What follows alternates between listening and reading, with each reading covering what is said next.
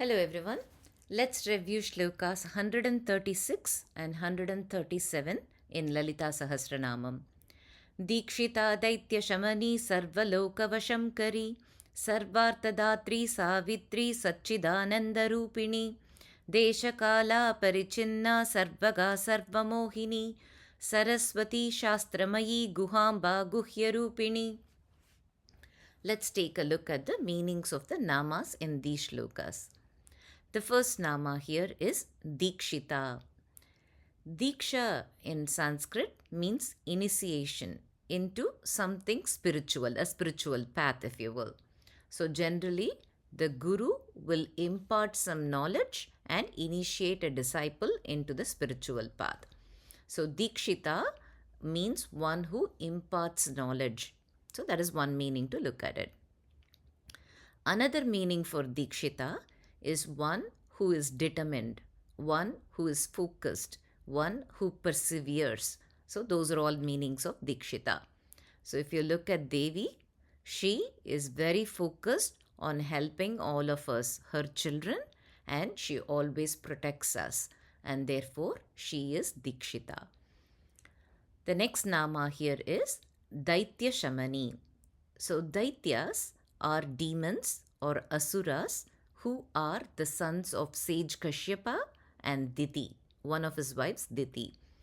Shamani means calming down or tranquilizing or controlling. So daityaśamanī means one who controls the asuras or demons. If you look at Diti, Diti is one of the many wives of sage Kashyapa. And one of the wives of sage Kashyapa is also Aditi, who is the mother of all the devas. So Indra's mother is Aditi. Diti actually was always very jealous of Aditi. And if you look at Diti, she wanted to have children only for the reason for gaining control over Aditi's children. So her jealousy was always making her want to be more powerful than Aditi, and that's why she wanted children, and she was driving all her children to do that. So Diti's children are Hiranyaksha, Hiranyakashipu, so Mahabali, all of them come in her lineage. So Diti represents the tendencies that we have in ourselves, the negative tendencies, which is jealousy, wanting to be very powerful, greed for power, and Shamani means controlling. So Devi controls these negative impulses within us, and therefore she is also daityaśamanī. The next nama here is sarvaloka vaśaṅkarī. Sarva means all, loka means world, vasham means to win over, to subjugate. Kari means one who does. So sarvaloka vaśaṅkarī means one who subjugates all the worlds, one who easily wins over all the worlds. Sarvārthadātrī is the next nama. Sarvārthadātrī. Sarva means all. Artha here means desires. Dātrī means one who gives. So sarvārthadātrī means one who gives all that we desire. So what does that mean? Will Devi give us anything that we desire? We have to look at all this in the context of the previous namas. If you see, she is dīkśhitā, one who imparts knowledge. And when knowledge is imparted, the ignorance dissolves. And she ensures that all our negative impulses are gone, daityaśamanī. So any negative tendencies we have, which could be anger, which could be greed, jealousy, pride, all the negative tendencies that we may have, she calms us all down, calms all those tendencies down. So the knowledge removes ignorance, which then changes the behavior, and therefore she easily wins us over. Therefore, we willingly surrender ourselves to Devi's will. Sarvaloka vaśaṅkarī. When somebody wins over, then we don't have a will of our own, and we just surrender ourselves to her will.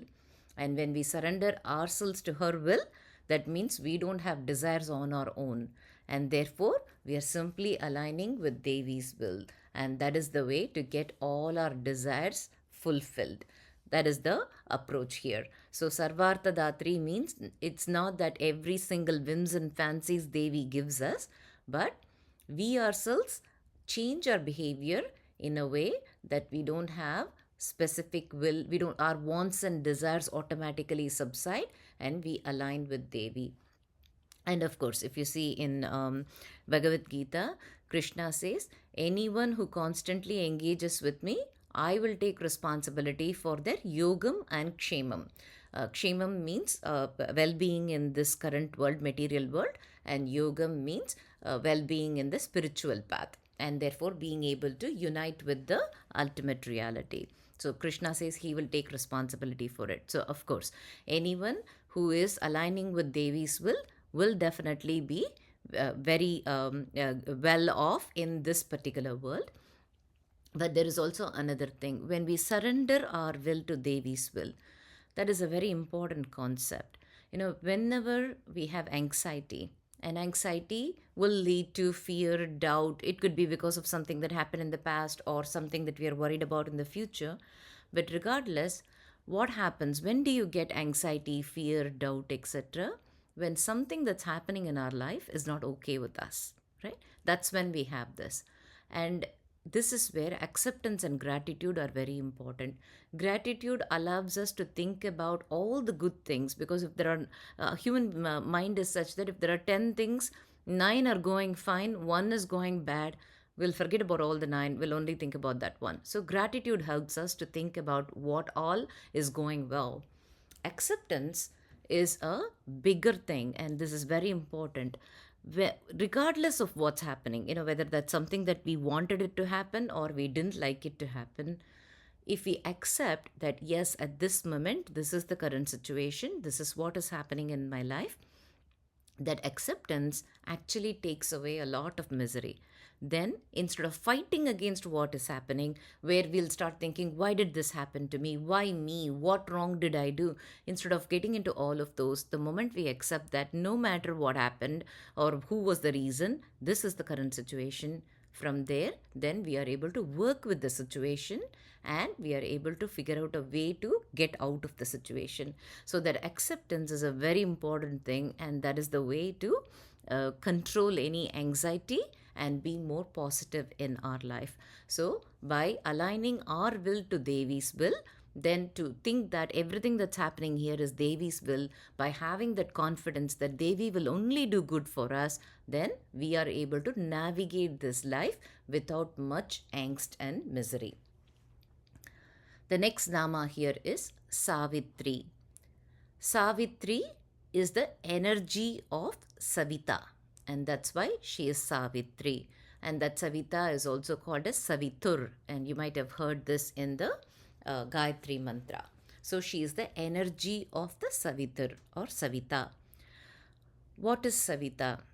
Savita originates from the root word called Su, and Su means to produce. So Savita is the one who creates the world.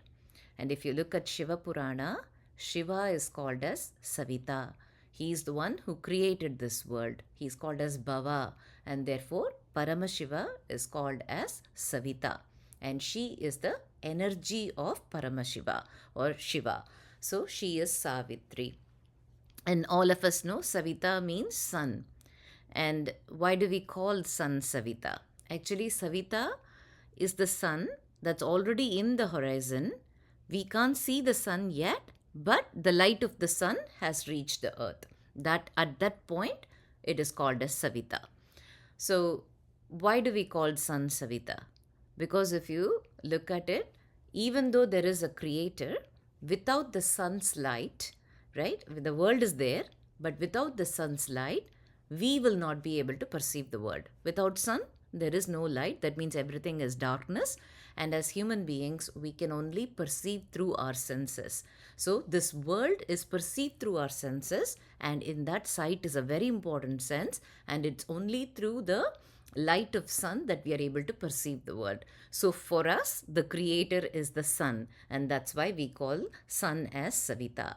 So Savita is the creator, and Sāvitrī is the energy of that creator. And if you look at in her form as Kushmanda, she is actually the energy of the sun as well. So she is Savitrī. And we all know Savitrī is goddess Sarasvatī. Why?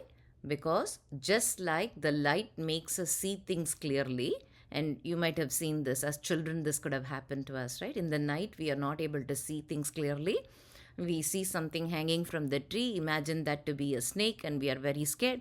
Next day morning, we wake up, it was just some vine that was hanging there, which we mistook to be. So, the light of the sun helps us see things clearly, which then allows us to change our mind. Similarly, what allows for us, it's not just that as children we have that, even as we grow up as adults, our mind has lots of perceptions, right? We misunderstand things, and everything that we know about, our perceptions are influenced by our experiences. So there is a lot of maya, and then if we go further down spiritually, there is the fundamental ignorance.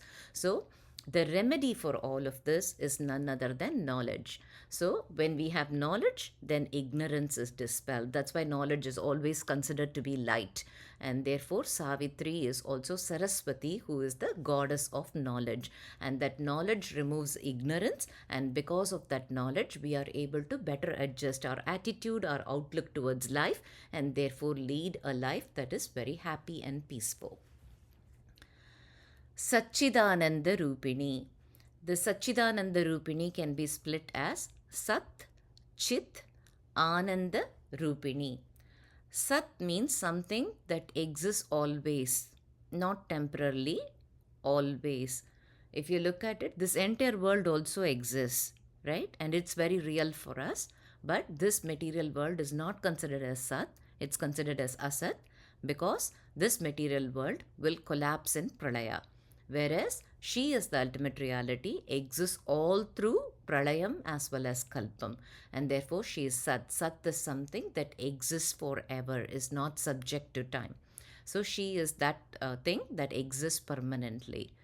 Chit. Chit means pure consciousness, the universal consciousness. Ananda means bliss.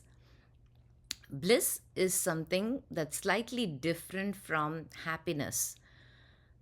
For us to feel joy or happiness, there is a reason. Bliss is something where you don't need a reason to be happy. You're just happy. So that is something where it's a happiness without a known source of happiness. That's what's called as bliss. And that's why we call it as Perinbam in Tamil.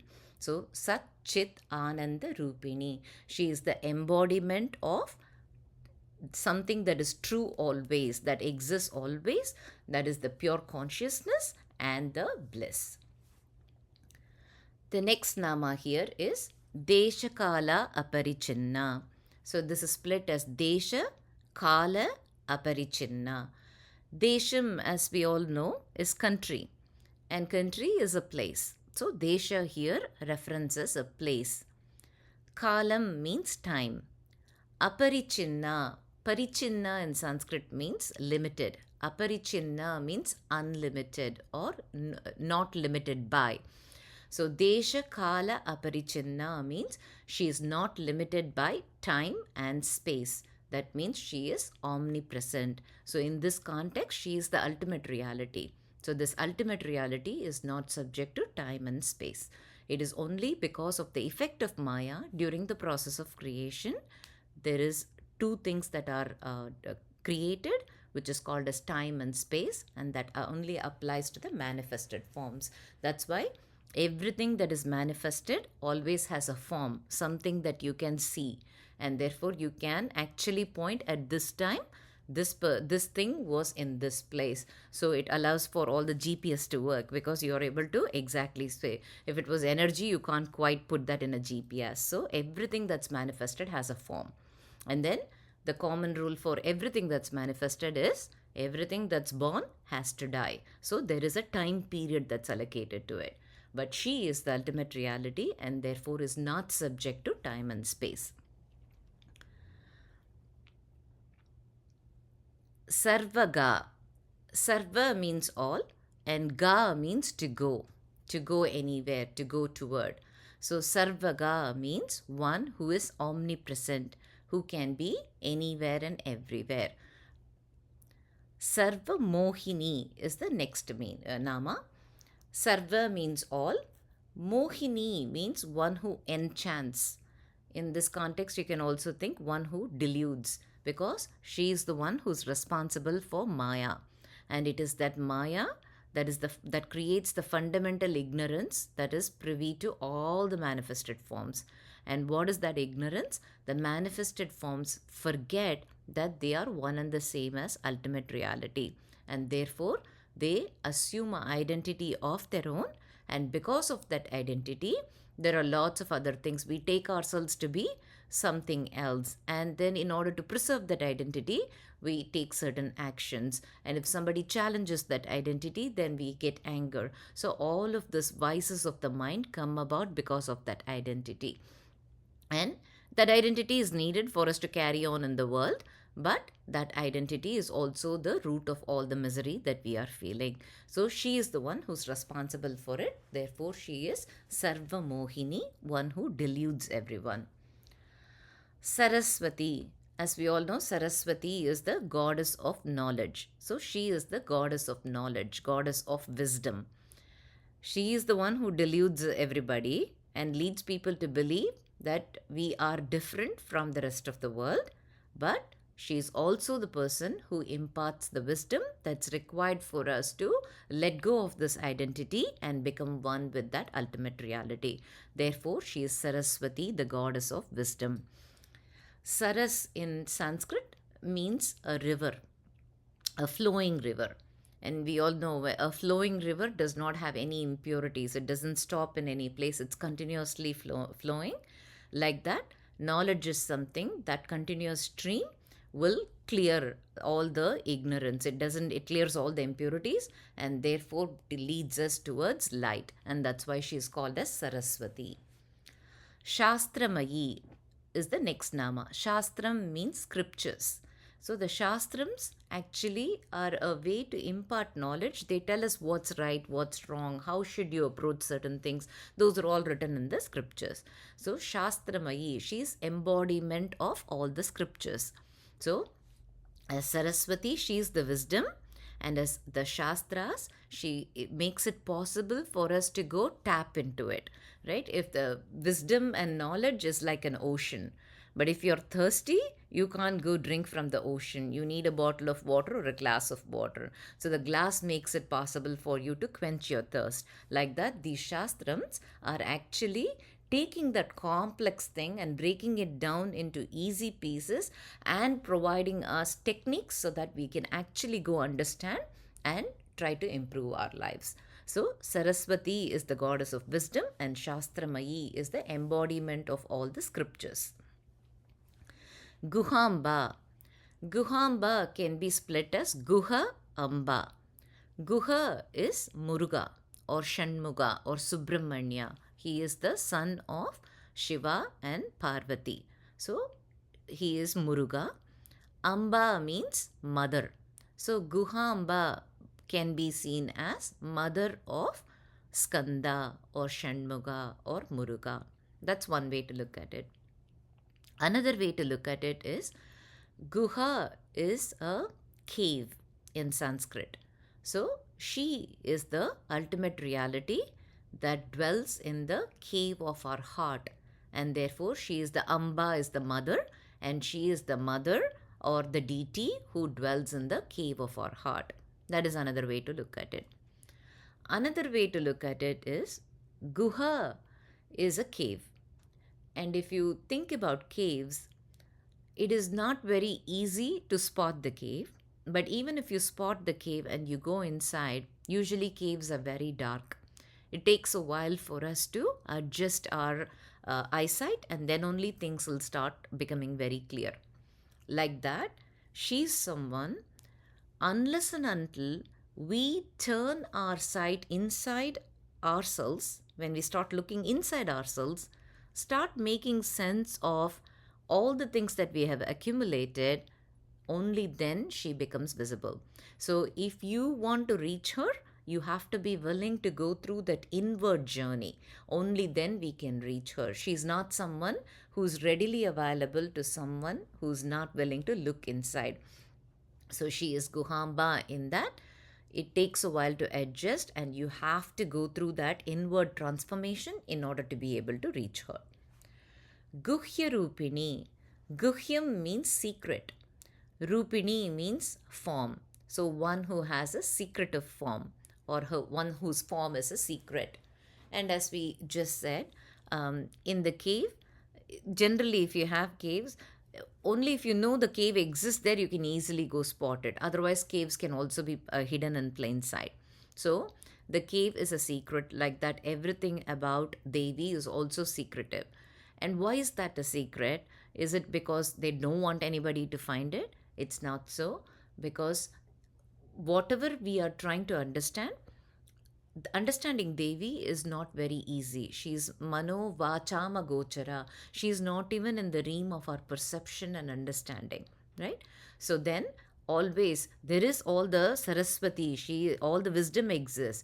There is shāstram, all the scriptures exist. But it is not easy for everyone to put together, read all the Vedas and read all the scriptures and immediately come to experience Devi. So if you want to experience Devi, then we have to walk in that path. When we walk in that path, there will be so many doubts that will come up.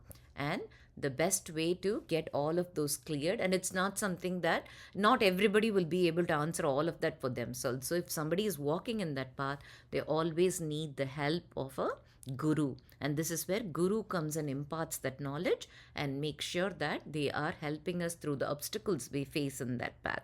And that's why she has a secretive form. So a lot of things about her are only through diksha, through initiation, because there is only so much you can learn, right? So theoretical understanding is only so much, but this experience of ultimate reality, because this ultimate reality is beyond our perception, it's not something that can be described, it can only be experienced, and the path to experiencing it is also not easy, because that means getting rid of all the impurities that are within us and becoming a pure, clear-hearted person, one who is kind, one who is compassionate, and then from there raising our energies to be able to become one with that ultimate consciousness or reality.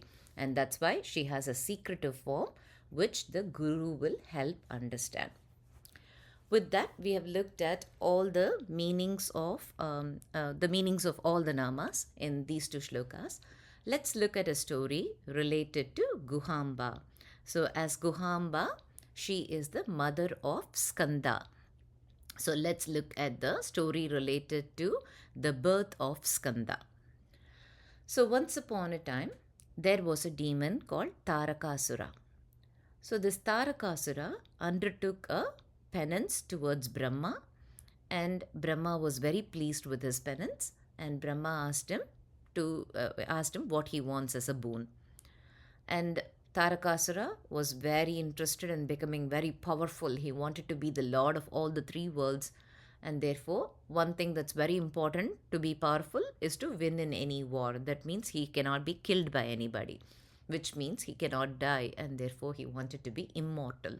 So, Tarakasura asked Brahma to give him a boon of immortality. Obviously, Brahma said, immortality is not possible. Anything that's born has to die, no matter what it is.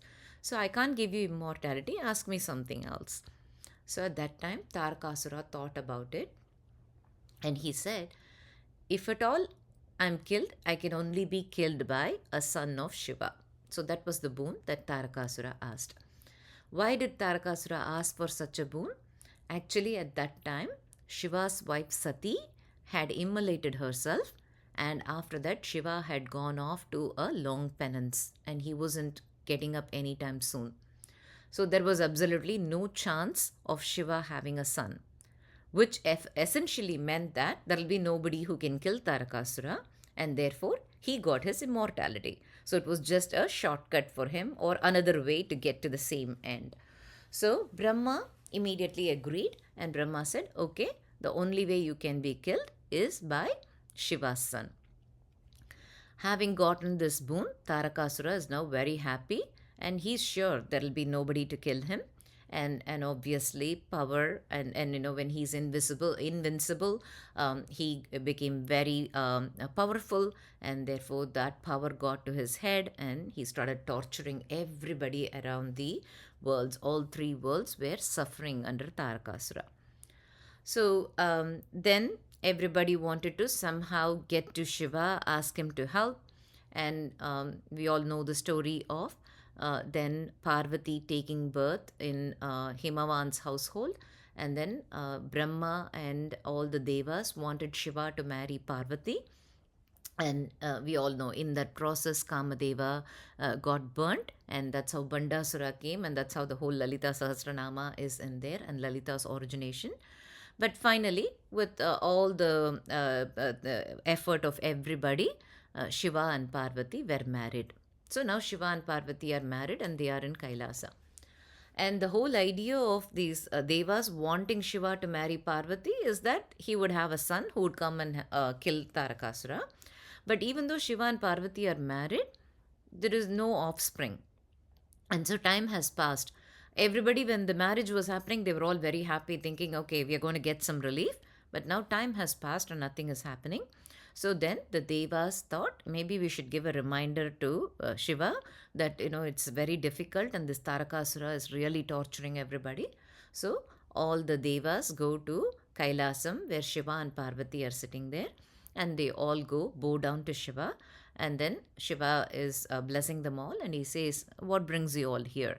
And then the devas said, Shiva, it's not that you don't know anything, but the reason we wanted you to marry Parvati was because we were looking for a son of yours who can come and kill Tarakasura. Time has passed and we're all not able to take this anymore, and Tarakasura is really torturing us. So we came here to ask you to have a son who can come and help us win over this Tarakasura. So as soon as all the devas said that, Shiva stood up, and Shiva until that time had one face, and now he's showing with all the 5 faces that he has.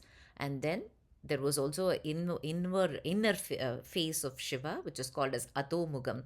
So he also showed that, and he was showing with 6 faces. And as all the devas were looking, the fire started coming out of the third eye in every single face. So there is all this intense fire that's coming out. And now devas are all very scared now. They don't know whether they have angered Shiva. That fire did not harm anybody because it was intended for the good of the universe. But the fire was intense. The heat coming from Shiva was very intense. So everybody around there was feeling very hot. So they all scattered and they couldn't even stand there. That fire was so intense. And Parvati, who was looking at this, she was at a slight distance. She came running from there and she came and stood next to Shiva. As soon as Parvati stood next to Shiva, all the devas felt a bit, they felt calm, and so they all also came back. And this fire that was going in all the different places now has turned into sparks. So there were 6 sparks that were near Shiva. And then the devas all again spoke to Shiva, and they said, Shiva, sorry if we have angered you, but we wanted you to help us and have a son, and now suddenly you've generated this heat that none of us are able to bear. Please help us. Please give, have mercy on us. And at that time, Shiva told them all, don't be afraid. Actually, the spark that has come out of me will all convert into a child, and that child will come and kill Tarakasura. So all of you, don't worry. You're going to get what you asked for. So immediately he called Agni, the fire god, and Vayu Deva, the wind god, and he said, take all the 6 sparks and go hand it over to Ganga. And Ganga was supposed to take them to a place called Saravana. It is somewhere in Himalayas. And then there it was going to turn into a baby. So Agni and Vayu were asked to do that. Agni and Vayu did not think that they could hold this fire that emanated from Shiva. It was making everything hot around the place, and just being around it was hot, and now carrying it, they didn't think they were able to do that. But then Shiva blessed them. So the fire god, assisted by the wind god, took it all the way to Ganga and gave it to Ganga. Ganga is the river Ganges and she is capable of holding it. And immediately Ganga knew what Shiva wanted her to do. So immediately Ganga carried the 6 sparks on her head and she took them immediately to Saravana. Sara in Sanskrit means reeds. And so Saravana is a forest of reeds. So all these sparks were landed in the forest of reeds where there was water. And as soon as these sparks landed in that water, then it became like a lotus. And then in each lotus there was a baby. And Shiva called the Kartika sisters and he asked them to go raise these babies. So then when the Kartika sisters went there, instead of sparks, they saw a baby in each one of the lotus that was there. So this Kartika sisters raised the babies, and obviously, from the time of the baby crawling, the baby being able to sit down, the baby being able to, trying to stand up, the baby walking, the baby running around, all of those things, they were able to be there. And at the appropriate time, Shiva told Parvati, do you want to see your son who's growing up in the Saravana? So then Parvati and Shiva, both of them went to the Saravana forest, and there they saw the 6 babies. And as soon as Parvati saw all the 6 babies, Parvati went and hugged them all. And once she hugged them all the 6 babies turned into a single baby with 6 faces, whom we call as Shanmuga. So that's how Muruga was born. And afterwards, obviously, Muruga became the Devasenapati, and then he went to war with Tarakasura and he killed Tarakasura. And as soon as he killed Tarakasura, Tarakasura's brother Singamukha also came to fight, and Muruga killed him also. And then Tarakasura's another brother Surapadman also came to fight with Shanmuga or Muruga. And there was a intense fight that happened between Surapadman and Shanmuga for 6 days. And Surapadman was not letting go. He was not willing to compromise because he was angry that his brother was killed, and he was also not willing to stop the battle. And it is said that on the 6th day of the battle, Surapadman turned himself into a mango tree, and Muruga threw the spear that was given to him by Parvati. In Tamil, it's called as veil. So he threw that spear on that mango tree, which then split the mango tree into 2 halves. And it is said that one half became a peacock, which is the vehicle of Muruga, and that's why we call him Mail Vahana. And the other became a rooster, which is in the flag of Muruga. So that's how Muruga was born, and that is the story of his birth, and he went ahead and achieved the mission of his birth. So we call Muruga as Kangeya or Gangeya because Ganga took him to the Saravana forest. We call Muruga as Guha because he was secretly raised. It was kept as a secret, and usually if a baby is born, the parents will raise it. Everybody will know a baby is born in their house. But then this baby was secretly raised in the Saravana forest. So he's called as Guha. He's also called as Saravana because he was raised in the reed forest. And he's called as Kartikeya because he was raised by the Kritika sisters. Kritika sisters correspond to the Kritika Nakshatram, which is a star group. And he's called as Skanda because Parvati hugged and all the 6 babies became one baby with 6 faces and 12 hands. So Skanda in Sanskrit means aggregate. So Parvati aggregated and made him into one. Therefore, he is called as Skanda. He is also called as Shanmuga because he has 6 faces. Shan means 6, Mukam means face. So he is called as Shanmuga. And he is also called as Subramanya because he originated from Shiva, who is the Brahman. So he is inseparable from the bliss of that ultimate reality. So he is Subramanya. And he is also called as Swaminatha because he also gave divine wisdom to his own father Shiva. So in Tamil, we call Shanmuga or Skanda as Muruga. Murugu also means 6, and therefore he is called as Muruga. And Muruga is meditated upon by the 6-lettered mantra Saravana Bhava. So each syllable in that mantra implies that he is a personification of auspiciousness, light, splendor, wealth, purity, and infinite prowess. So Saravana Bhava is a combination of all of this, and anyone who worships him through this Saravana Bhava will always gain all those qualities. Charanam Charanam Sharavana Bhavavom Charanam Charanam Shanmuga Charanam. That's all for today.